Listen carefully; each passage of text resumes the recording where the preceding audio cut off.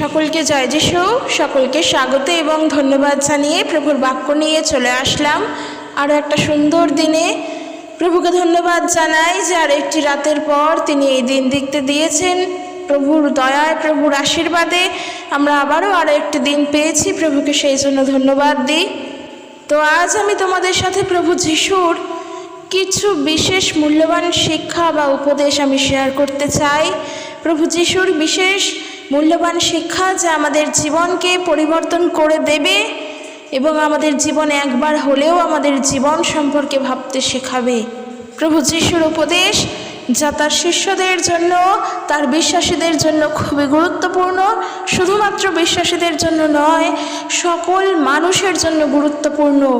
আমাদের জীবনে চলার পথে প্রভু যিশুর এই উপদেশ, প্রভু যিশুর এই শিক্ষা আমাদেরকে মেনে চলতে হবে। কারণ আমরা কোন সময় কোন বিপদের মধ্য দিয়ে চলবো, আমাদের জীবন কীরকম হবে, আমাদের জীবনের পথ কীরকম হবে আমরা কিচ্ছু জানি না। কিন্তু আমরা এটা জানি প্রভুর বাক্য আমাদের সাথে। তাই আমাদের জীবনে যা কিছু আসুক সব সময়েরই জন্য প্রভুর বাক্য আমাদেরকে সাহায্য করবে।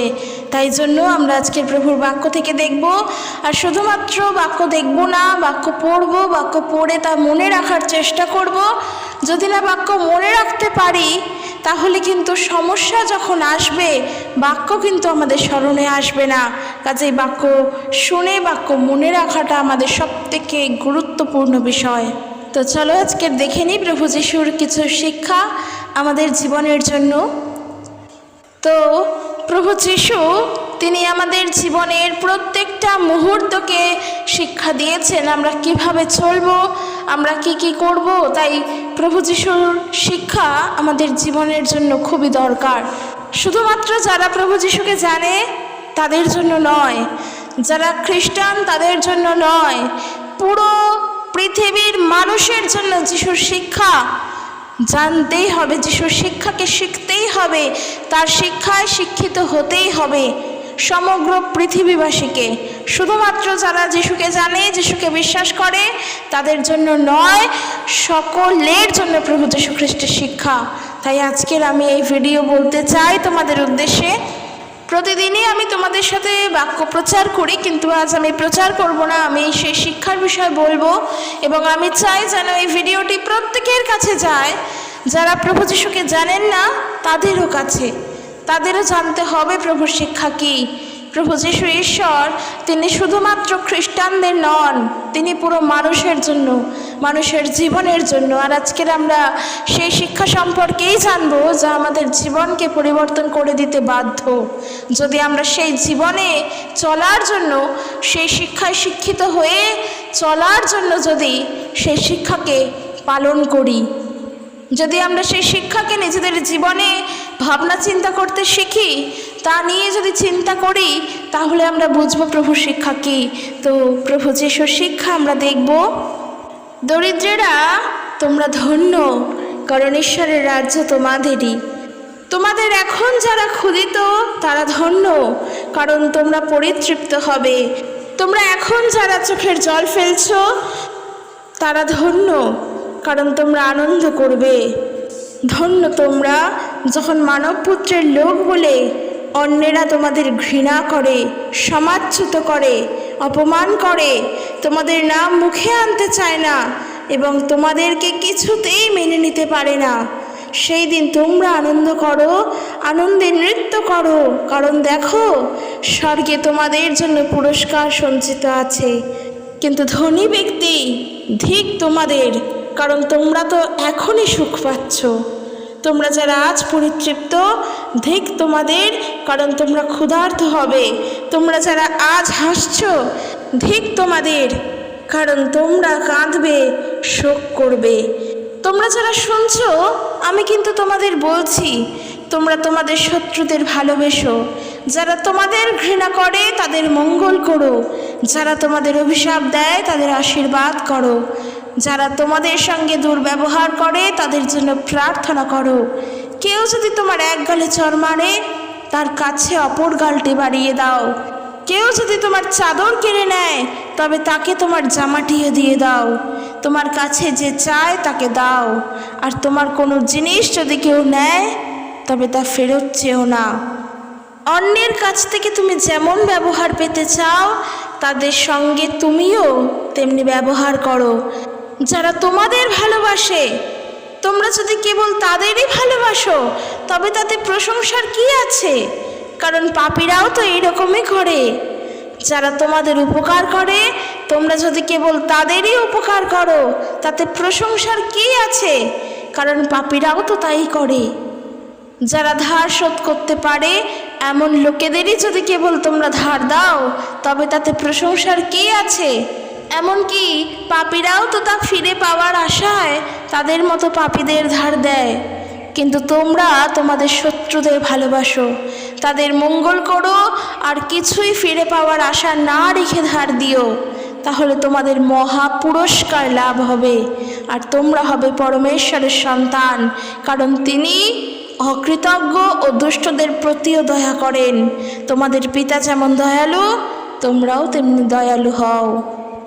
অপরের বিচার করো না, তাহলে তোমাদেরও বিচারের সম্মুখীন হতে হবে না।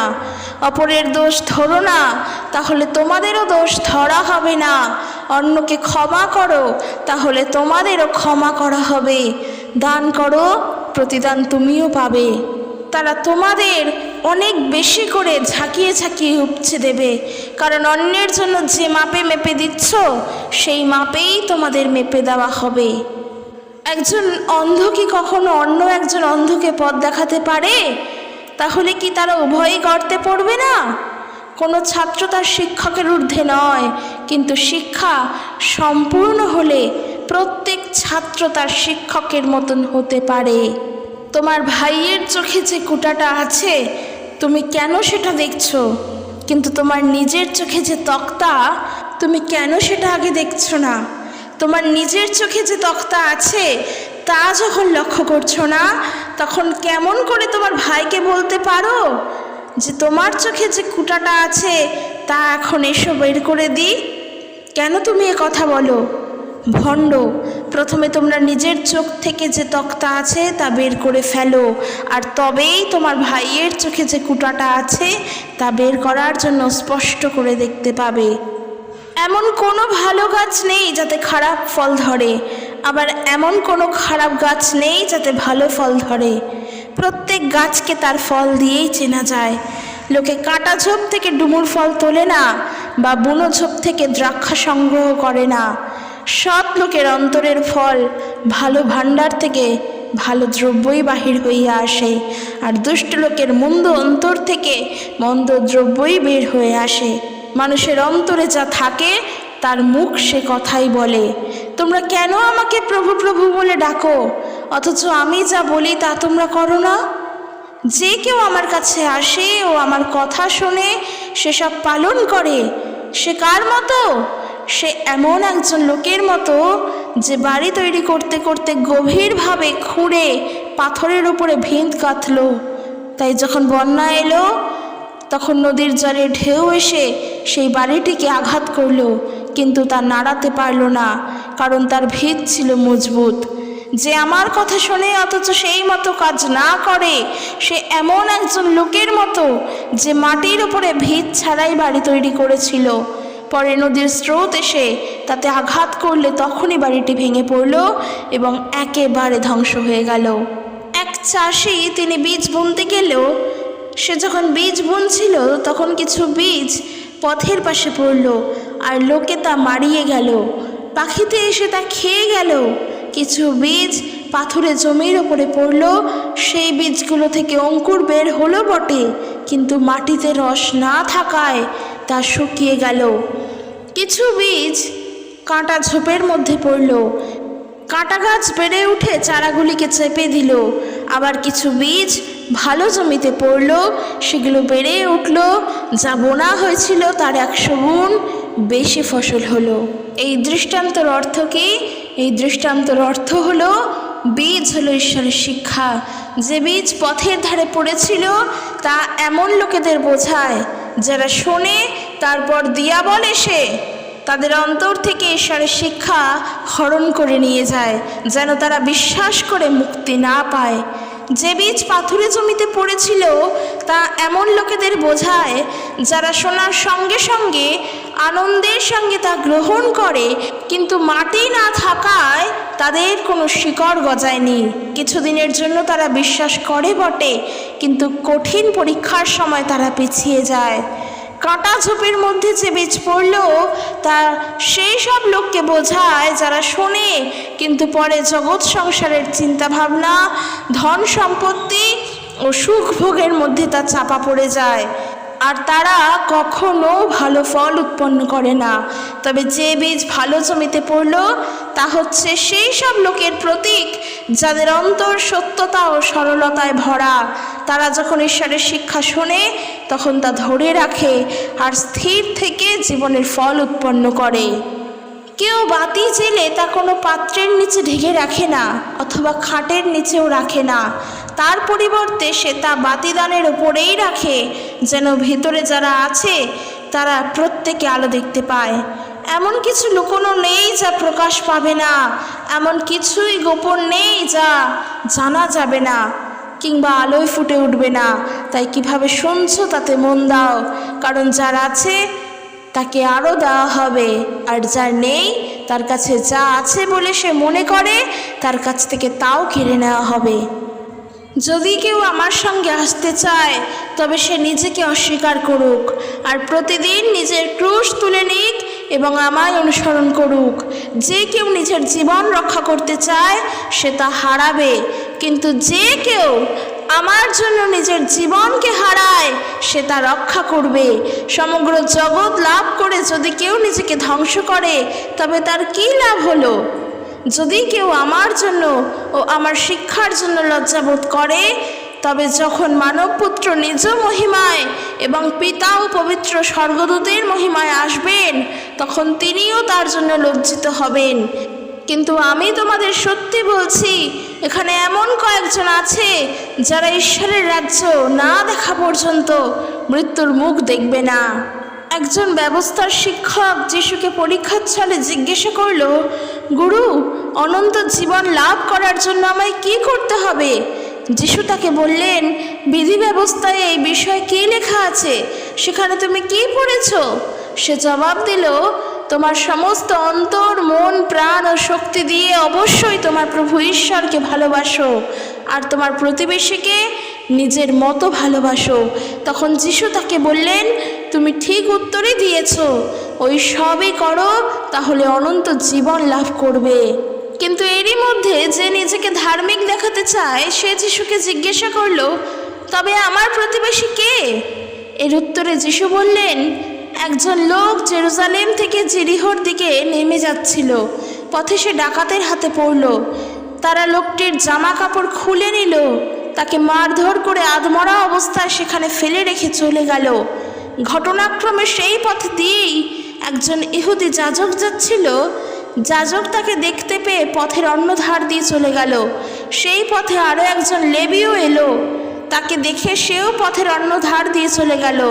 কিন্তু একজন সমরীয় ওই পথে যেতে যেতে ওই লোকটির কাছাকাছি এলো। লোকটিকে দেখে তার মনে মমতা হলো। সে ওই লোকটির কাছে গিয়ে তার ক্ষতস্থান দ্রাক্ষারস দিয়ে ধুয়ে তাতে তেল ঢেলে দিল এবং বেঁধে দিল। তারপর সেই সমরীয় লোকটিকে তার নিজের গাধার উপর চাপিয়ে একটি সরাইখানায় এনে তাকে সেবা যত্ন করল। পরের দিন সেই সমরীয় 2টি রৌপ্য মুদ্রা বের করে সেই সরাইখানার মালিককে দিয়ে বলল, ওই লোকটির যত্ন করবেন, আর আপনি যদি এর চেয়ে বেশি খরচ করেন তবে আমি ফিরে এসে আপনাকে তা শোধ করে দেব। এখন বলো, ওই 3 জনের মধ্যে সেই ডাকাত দলের হাতে পড়া লোকটির প্রকৃত প্রতিবেশী কে?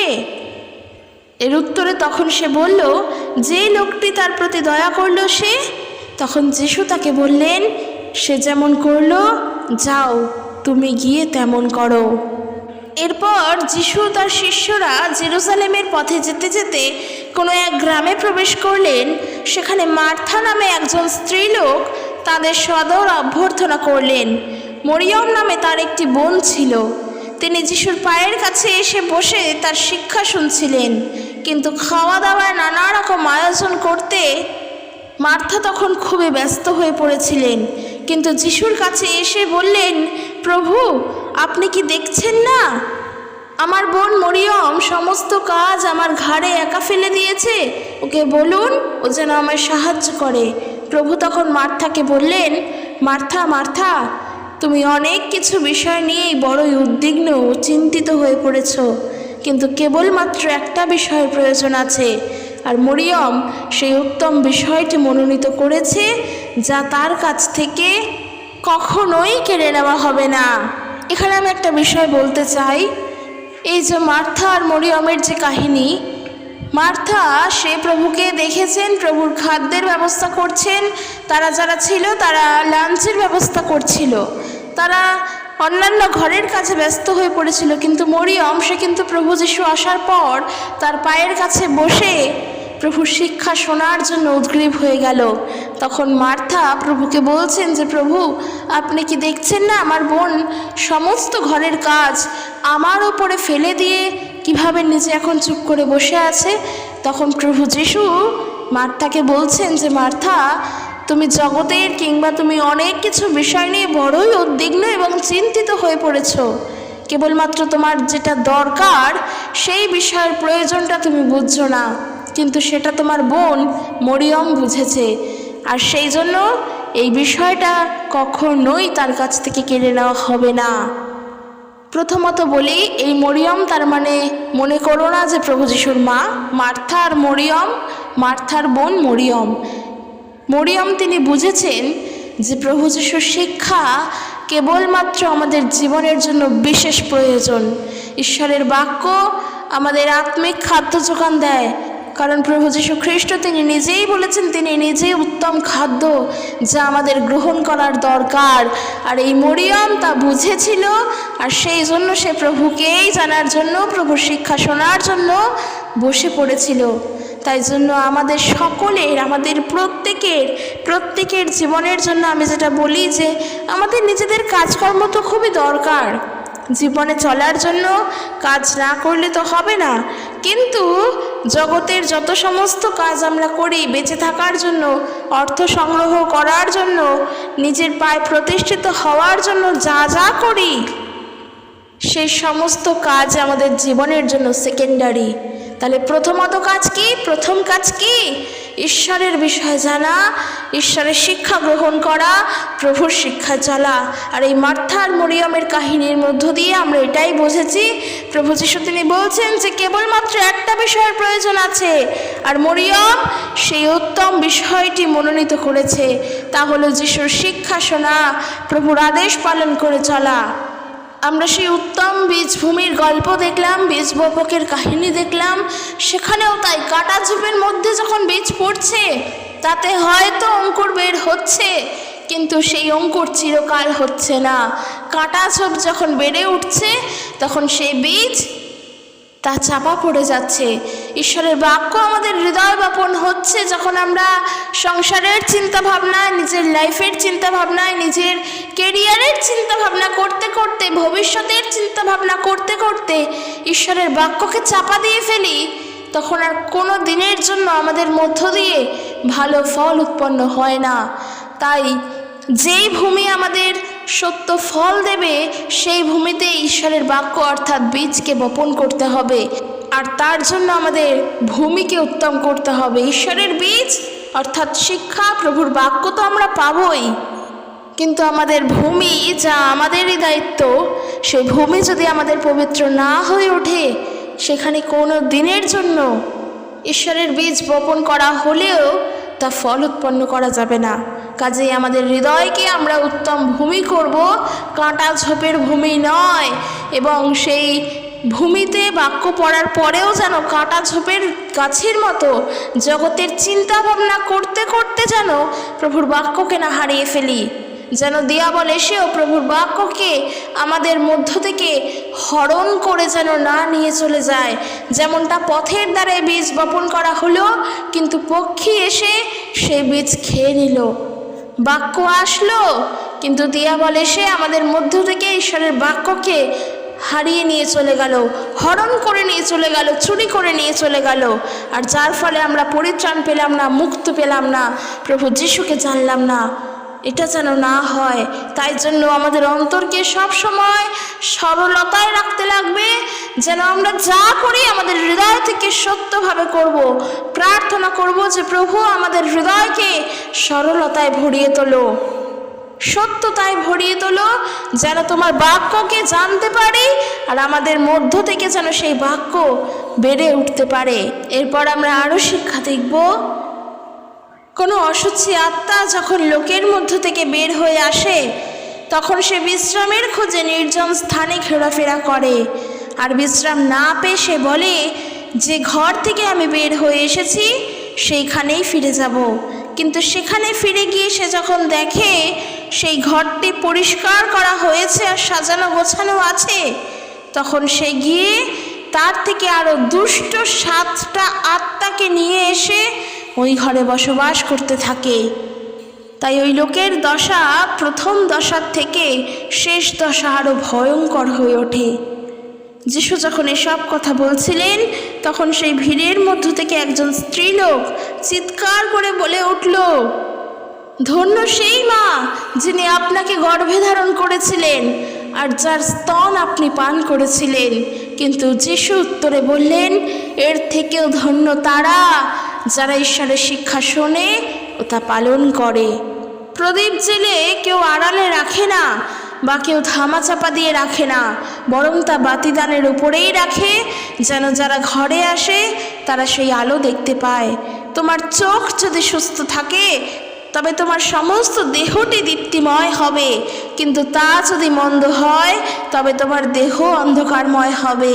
তাই সাবধান, তোমার মধ্যে যে আলো আছে তা যেন অন্ধকার না হয়।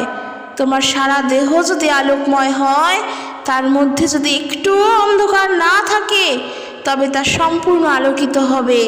ঠিক যেমন বাতির আলো তোমার ওপর পড়ে আর তোমায় আলোকিত করে তোলে। আমি তোমাদের সত্যি বলছি, যে কেউ অন্য লোকেদের সামনে আমাকে স্বীকার করে, মানব পুত্র ঈশ্বরের স্বর্গদূতদের সামনে তাকে স্বীকার করবেন।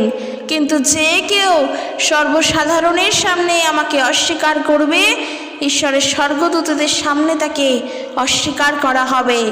মানব পুত্রের বিরুদ্ধে কেউ কোনো কথা বললে তাকে ক্ষমা করা হবে, কিন্তু কেউ পবিত্র আত্মার নামে নিন্দা করলে তাকে কোনো দিনের জন্য ক্ষমা করা হবে না।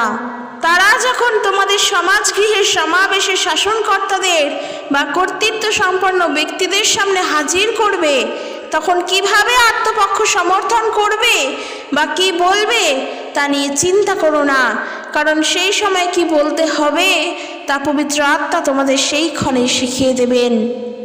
কিন্তু হে আমার বন্ধুরা, আমি তোমাদের বলছি, যারা তোমাদের দেহটাকে ধ্বংস করে দিতে পারে কিন্তু এর বেশি কিছু করতে পারে না, তাদের তোমরা ভয় করো না। তবে কাকে ভয় করবে তা আমি তোমাদের বলে দিচ্ছি, তোমাদের মেরে ফেলার পর নরকে পাঠাবার ক্ষমতা যার আছে তাকেই ভয় করো। হ্যাঁ, আমি তোমাদের বলছি, তাকেই ভয় করো। একজন লোক তার বাগানে একটি ডুমুর গাছ পুঁতেছিল। পরে সে এসে সেই গাছে ফল হয়েছে কি না তা খোঁজ করলো, কিন্তু কোনো ফল দেখতে পেল না। তখন সে বাগানের মালিককে বলল, দেখো, আজ 3 বছর ধরে এই ডুমুর গাছে ফলের খোঁজে আমি আসছি, কিন্তু আমি এতে কোনো ফলই দেখতে পাচ্ছি না। তাই তুমি এই গাছটা কেটে ফেলো, এটা অযথা জমি নষ্ট করবে কেন?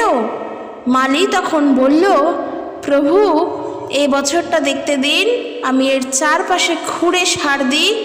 সামনের বছর যদি এতে ফল আসে তো ভালোই, তা না হলে আপনি ওটাকে কেটে ফেলবেন। এটা বলে দিই, এর অর্থ মানে কিন্তু এটা নয় যে একটি সত্যিকারের ডুমুর গাছ না। এর অর্থ মানে যে গাছে ফল ধরে না তাকে আগুনে কেটে ফেলিয়া দাও, অর্থাৎ তাকে কেটে ফেলো এবং পুড়িয়ে ফেলো। অর্থাৎ অনেক বছর ধরে আমি যিশুতে আছি, প্রভু যিশুকে জানছি, ঈশ্বরের বাক্য পড়ছি, ঈশ্বরের শিক্ষায় চলছি, কিন্তু আমার মধ্য থেকে কোনো ফল উৎপন্ন হচ্ছে না, তবে সেই গাছ হলো অযথা গাছ। তবে আমার এই যিশুকে জানা হলো বৃথাই জানা। ফল উৎপন্ন করতে হবে, কারণ যিশুর সাথে থাকতে গেলে প্রভু আমাদেরকে তৈরি করবেন, আমাদের মধ্য দিয়ে ফল প্রকাশ তিনি করবেন। তাহলে যদি তিনিই আমাদের মধ্য দিয়ে ফল প্রকাশ করেন, তাহলে আমরা কিভাবে প্রভুতে চলছি যে আমাদের মধ্য দিয়ে কোনো ফল প্রকাশিত হচ্ছে না? আমরা অযথাই জীবনে চলছি। আর এই ফল মানে কি জানো? এই ফল মানে আত্মার ফল, যা আমরা গালাতীয় তার 5 অধ্যায় পড়লে জানতে পারবো। কাজেই যিশুতে চলতে গেলে আমাদের ফলে ফলবন্ত হতে হবে, না হলে আমাদের মতনও গাছ অর্থাৎ আমরাও যারা আছি যদি প্রভুতে কিছুই না হই, আমাদেরকেও কেটে আগুনে ফেলে দেওয়া হবে। যিশু আরও বললেন, ঈশ্বরের রাজ্য কেমন? আমি তা কিসের সঙ্গে তুলনা করব? এ হলো একটা ছোট্ট সরিষার বীজের মতো, যা একজন লোক নিয়ে আসে এবং তা এনে বাগানে পোঁতে, আর তার থেকে অঙ্কুর বেরিয়ে যেটা বাড়তে লাগলো, পরে সে একটা গাছে পরিণত হলো। তার ডালপালাতে আকাশের পক্ষীরা এসে বাসা বাঁধল। আর তিনি আরও বললেন, ঈশ্বরের রাজ্যকে আমি কিসের সঙ্গে তুলনা করব? এ হলো খামিরের মতো, যা কোনো একজন স্ত্রীলোক একতাল ময়দার সঙ্গে মেশালো, পরে সেই খামিরের সমস্ত তালটা ফুটে উঠল। এই বিষয়ে আমি বলে দিই, এখানে বলছে প্রভু যিশু, তিনি বলছেন ঈশ্বরের রাজ্য কেমন, কিসের সঙ্গে তুলনা করতে পারি? প্রথমত তুলনা দিল সরিষার দানার মতন, অর্থাৎ প্রভুর জন্য এই সরিষার দানার মতন আমাদের বিশ্বাস রাখতে লাগবে। একটি ক্ষুদ্র শস্য দানার মতন বিশ্বাস আমাদের মধ্যে যদি থাকে, তবে সেই ক্ষুদ্র শস্য দানা যেমন একদিন অনেক বড় হয়ে গাছে পরিণত হয়, যার তলায় এসে, যার পাতার তলায়, যার ডালের তলায় এসে পাখিরা বসতি করে, অর্থাৎ ঈশ্বরের রাজ্যের জন্যও আমাদের বিশ্বাস ঠিক এতটাই ফলে ফলবন্ত হবে। কিন্তু এরপর যেটা বললো, যে তিনি আরও বললেন, ঈশ্বরের রাজ্যকে আমি কিসের সঙ্গে তুলনা করব? এ হলো খামির মতো। কি বলছে? খামিরের মতো, যা একজন কোনো স্ত্রীলোক একতাল ময়দার সঙ্গে মেশালো, পরে সেই খামিরের সমস্ত তালটা ফুটে উঠল। যদি ওই যেমনটা আমরা পেলাম প্রভু যিশুর শিক্ষায়, যে সারা দেহ যদি আমাদের আলোকময় থাকে, কিন্তু তার মধ্যে যদি একটুখানিও অন্ধকার থাকে, তবে তা কোনোভাবেই সম্পূর্ণ আলোকিত হয় না। আর এই বিষয়টাও ঠিক তাই বলছে। যেমনটা একটু উদাহরণস্বরূপ বলি, ভাতে যখন কাঁকড় পড়ে, আমাদের ভাত খেতে খেতে সেই কাঁকড় যখন মুখে পড়ে, তারপর আমাদের খাওয়ার ইচ্ছেটাই চলে যায়। মনে হয় এর পরের গ্রাসেও বুঝি কাঁকড় আসবে, এর পরের গ্রাসেও বুঝি কাঁকড় আসবে। কিন্তু যখন আমরা কাঁকড়বিহীন ভাত খাই, যে সমস্ত চাল খাই, শান্তি করে তৃপ্তি করে খাই, ঠিক এই জিনিসটাও এমনই বলছে, যখন এখানে খামিরের সাথে তুলনা করা হচ্ছে, যা একটা ময়দা, সুন্দর ময়দার তালকে ফাঁপিয়ে তুলতে পারে। আমরা জানি ধান, গম, এই সমস্ত জিনিসগুলোর থেকে যে তুষ হয়, ভুসি বেরোয়, এগুলোকে আলাদা করা হয়। তারপর পরিষ্কার জিনিসটা আমরা নিজেদের কাজের জন্য ব্যবহার করি, সেটা ধান বলো বা গম বলো, আমরা বাছাই করে নিই। তাই ময়দা মাখার সময় যদি একটুখানিও আমরা সেই গমের ভুসি পাই, সেই ময়দাটাকে নষ্ট করে ফেলতে পারে, তখন তার খাদ্যের জন্য উপযোগী থাকে না। এখানে ঈশ্বরের বাক্য প্রভু যিশু তিনি তাই বলছেন, ঈশ্বরের রাজ্যও তেমন। তাই আমাদেরকে সম্পূর্ণরূপে পবিত্র হয়ে উঠতে হবে, আমরা যেন পবিত্রতায় চলতে পারি। তাহলে একবার ভাবো, আজকের আমি বললাম যে প্রভুর এই বাক্য যে আমাদের জীবন পরিবর্তন করতে পারে, কেন পারে? আজকের যে বিষয়গুলো বললাম, একবার নিজেরা চিন্তা করে ভাবো যে আমরা আমাদের দিনের মধ্যে কত খারাপ কাজ করি, কত ভুল কাজ করি, তারপরেও প্রভু যিশুর গৌরব করছি এবং প্রভু আমাদের আশীর্বাদ করেন। কিন্তু আমরা যখন নিজের জীবনে চলছি, কত ভুল করছি। ইভেন আমিও করছি, আমরাও করছি। আমি আমার নিজের পরিবারের সাথে হয়তো করছি, নিজের বন্ধুদের সাথে হয়তো করছি, নিজের সাথে হয়তো করছি, কিন্তু করছি তো, ভুল তো করছি। কিন্তু প্রভুর বাক্য বলছে, যদি আমাদের মধ্যে একটুখানিও অন্ধকার থাকে, তাহলে তাও সম্পূর্ণরূপে দীপ্তি দেয় না। একবার চিন্তা করো প্রভুর এই বাক্য নিয়ে, একবার ভাবার চেষ্টা করো এবং ভেবে অনুতপ্ত হৃদয় প্রভুর কাছে আমরা যেন ক্ষমা চাইতে পারি, যে প্রভু আমাদের দ্বারা ভুল হয়ে যায়, আমরা চাই না ভুল করে ফেলি, আর ভুল হয়ে যাবার পর তার জন্য আমরা অনুতপ্ত বোধ করি, আমরা অনুতপ্ত হই, কিন্তু কেন যে সেই ভুলগুলো করে ফেলি এটা আর বুঝে উঠতে পারি না। কেন আমাদের দ্বারা সেই ভুলগুলো দিয়াবল যে ইচ্ছা করে নিজের জোর জবস্তিতে নিজের মতন করে করায়, সেটা হয়তো আমরা আর বুঝে উঠতে পারি না। তবে এইটা জানি, সে যখন করায় তার মানে সে আমাদেরকে প্রভু তোমার থেকে আলাদা করে নিতে চায়। সে যেমনভাবেই আমাদের চেষ্টা করুক, আমরা তোমার থেকে আলাদা হব না। আমাদের এই বিশ্বাস যেন প্রভুতে থাকে যে প্রভু যিশুর থেকে আমরা সরছি না, প্রভু যিশুর থেকে আমরা আলাদা হব না। এই জগতে যত যেভাবেই যেমনভাবেই যেই আসুক না কেন, সেই যেমন বীজ বাপকের উদাহরণে পড়লাম যে পাখি আসুক পক্ষী আসুক যেই আসুক, ঈশ্বরের বাক্য আমাদের থেকে হরণ করে নিয়ে যেতে পারবে না। কারণ প্রভুর বাক্যের উপরে আমরা নির্ভর করি। প্রভুর বাক্য যদি আমাদের থেকে হরণ করে নিয়ে যায়, আমরা কিসের উপরে চলব? কারণ আমরা চলছি ঈশ্বরের বাক্যের শিক্ষাতে। সেই জন্য বললাম আজকের এই বাক্য সকলের জন্য গুরুত্বপূর্ণ। জীবনে চলার পথের প্রদীপ এই বাক্য, জীবনে চলার পথের ম্যাপ এই বাক্য, জীবনে চলার পথের দিশা এই বাক্য। তাই বাক্যকে স্মরণ করো, বাক্যকে মনে রাখার চেষ্টা করো, যেন দিয়াবল আমাদের কাছ থেকে কিচ্ছু চুরি করে যেন না নিয়ে চলে যায়। বাক্য আমরা কেন পড়ব? তা মনে রাখার জন্য। কেন মনে রাখবো? প্রভুতে চলার জন্য, দিয়াবলের থেকে মুক্ত হবার জন্য, প্রভু যিশুর পথে এগোনোর জন্য, যেন দিয়াবল আমাদের ওপর কোনোভাবেই কর্তৃত্ব করতে না পারে। এই জন্য আমরা বাক্য পড়ব, প্রভুর বাক্যকে আমরা স্মরণ করব, প্রভুর বাক্যকে আমরা উপযুক্ত সময় ব্যবহার করব, যেই সময় ব্যবহার করা প্রয়োজন। তো খ্রিস্ট বিশ্বাসী ভাই ও বোনেরা, আজকের প্রভু যিশুর অনেকগুলো বিষয় নিয়ে আমরা শুনলাম, অনেকগুলো বিষয় বলেছি, তবে আমি ব্যাখ্যা করিনি। তোমরা ভিডিওটি শোনো পুরোটা, এবং শোনার পর যদি ব্যাখ্যার প্রয়োজন পড়ে আমাকে জানিও কমেন্ট বক্সে। আমি অবশ্যই সেই বিষয় নিয়ে ব্যাখ্যা করব। আমি অবশ্যই তোমাদেরকে বলে দেব যে সেখানে ওই শিক্ষার মধ্য দিয়ে প্রভু যিশু আমাদেরকে কী বলতে চেয়েছেন।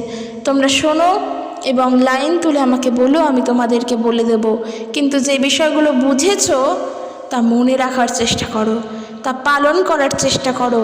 শুধু মনের মধ্যে গেঁথে নিয়ে চললে হবে না, তাকে পালন করে জীবনে চলতে হবে। ওই সমস্ত বাক্যগুলোকে শুনে তা মনে গেঁথে নিয়ে পালন করে চলার চেষ্টা করো, যেন আমরা প্রভু যিশুতে সরলতায়, অন্তর থেকে সুচিতায়, হৃদয় থেকে সত্যতায় চলতে পারি। কারণ প্রভু যিশু, তার কাছে যেমন শুধু সত্য আর অনুগ্রহ আছে, আমরাও যেন ঠিক সেইভাবে জীবনে চলতে পারি। প্রভুর সেই একটি বিশেষ গুণ সত্য এবং অনুগ্রহ। এই সত্য, অনুগ্রহ, দয়া যেন আমাদের মধ্যেও থাকে। তো বন্ধুরা, চলো আজকের ভিডিও এখানে শেষ করছি। ভিডিওটি কেমন লাগলো জানিও। দেখা হবে নেক্সট একটি ভিডিওতে। সকলে সুস্থভাবে থাকো। তবে প্রভু যিশুর আরও শিক্ষা আছে, আমরা বাক্য থেকেও জানি, কিন্তু যোহন তার 21 অধ্যায় 25 পদ বলছে, যিশুর আরও অনেক কর্ম করিয়াছিলেন, সে সকল যদি এক এক করিয়া লেখা যায়, তবে আমার বোধ হয় লিখিতে লিখিতে এত গ্রন্থ হইয়া ওঠে, জগতেও তাহা ধরে না। যখন বলছেন এই কথা, যিশুর কার্য শুধু বাইবেলে সীমাবদ্ধ নয়, প্রভুর কার্য এত, যদি এই গ্রন্থে লেখা হয়, বইয়ের আকারে লেখা হয়, এই জগতেও তা ধরবে না। মহান জীবিত ঈশ্বরের গৌরব হোক। তিনি আমাদের ঈশ্বর, আমাদের ত্রাণকর্তা, আমাদের মুক্তিদাতা। জয় যিশু। Praise the Lord.